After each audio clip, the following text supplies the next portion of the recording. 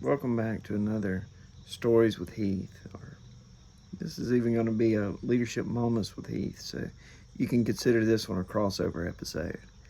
Um, as always, we appreciate you going and hitting the like buttons and the subscribe buttons and the commenting. We appreciate that because it helps feed the algorithm and all of that. But what we really like for you to do is share this because we're trying to build an audience of people that we can help, people who need to hear maybe some of the stuff we got to say. And so we appreciate the opportunity to share this moment with you and to and your interest in the things that funny stories that I have from the past or whatever. So this is the story of the 1997 Bayfest. Now, Bayfest is a festival that happens in my hometown. It's kind of like a fair in a way. It used to be a week long. I think it's fewer days now. It's been a while since I've been to one, but they would have these big bands come in and play on the weekend and have carnivals there all week long with the rides and the games and all of that, and food trucks and arts and crafts and car shows and all kind of things. And I mean, they had good bands come through, like older retired bands. But I remember one year even Marshall Tucker was there. So it was some interesting stuff that came through.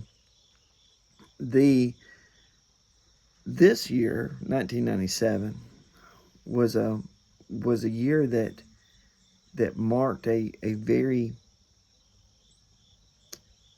painful experience in my life that taught me a very valuable lesson.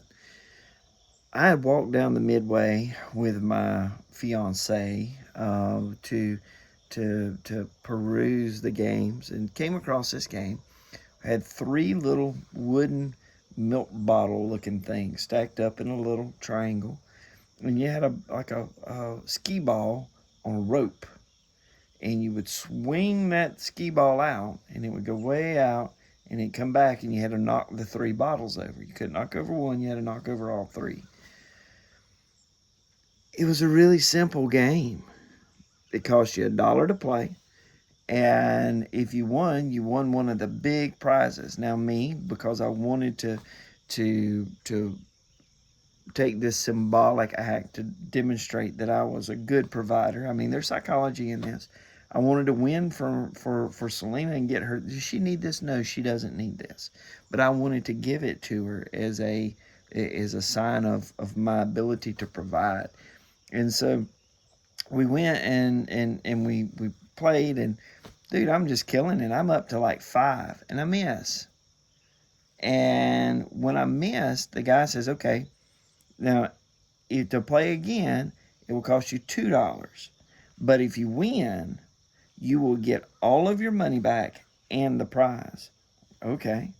So I played it and knocked the net over again, and I lost again. Well, this time it cost $4 to play. Well, I missed altogether. And then this time it costs $8 to play. But if I win, I get the prize and I get all of my money I've put into this back. Mercifully, the game caps out at $100 a turn. I'm up to like 8. I have just a few more. Just two more. If I can knock it over 10 times, I win. I'm up to 8. And I'm playing for $100 a pop. I run out of money. It was payday that Friday, and I had just spent 2 weeks worth of pay. I was driving 1 hour one way to school at the University of Southern Miss, and so I had a huge gas bill every 2 weeks, and I'm trying to buy food. I'm working 40 hours a week, and so I'm never home, so I'm always eating restaurant food. And I had food I had to buy, and I had just blown an entire 2 weeks worth of pay, and I wasn't making any money either. So I turned to my fiance. I said, "Hey, I gotta win this stuff back. Loan me $100." Now, she didn't have $100 to loan me. She had $100. She had no business loaning me $100. But she did. Because she loves me. Because she's a good woman. Because she backs me up no matter what. She's a good woman. She still is. She loaned me $100. And I lost her $100. And I remember sitting out on the steps in front of Alexander's. Alexander's they own like a city block there, just about it, and a big hardware store, furniture store, appliance store. They have a lot of stuff. And I'm sitting there on those steps.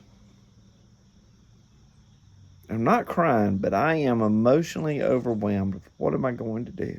What have I done?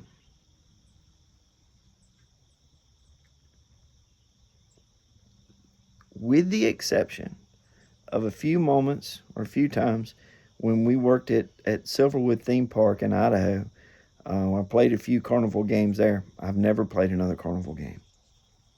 With the exception of buying a lottery ticket here and there, I've never gambled beyond that. I have never set foot in a casino, and I probably won't. Because that taught me something. I had a problem. I lost control of myself. And because I lost control of myself, I put myself and Selena in a really bad spot. I won't do that again. At least not in that way. But here's the moral of that story. If you want to hear it. The life lesson, the learning not to gamble was just a bonus. The moral of that story is it's not a mistake, or it's not bad to walk away from a mistake just because it cost you a lot making it. There are a lot of times that we will stay married to a decision, figuratively, because it cost us. It cost us money, it cost us time, it cost us reputation, it cost us a lot of things. And we will stay married to that decision way past where we know we should have jumped off.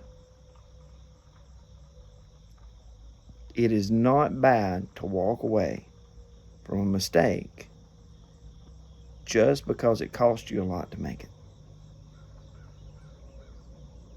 I'd encourage you to take a look at some of your stuff in your life that you're holding on to just because you're worried about what it would cost to let it go.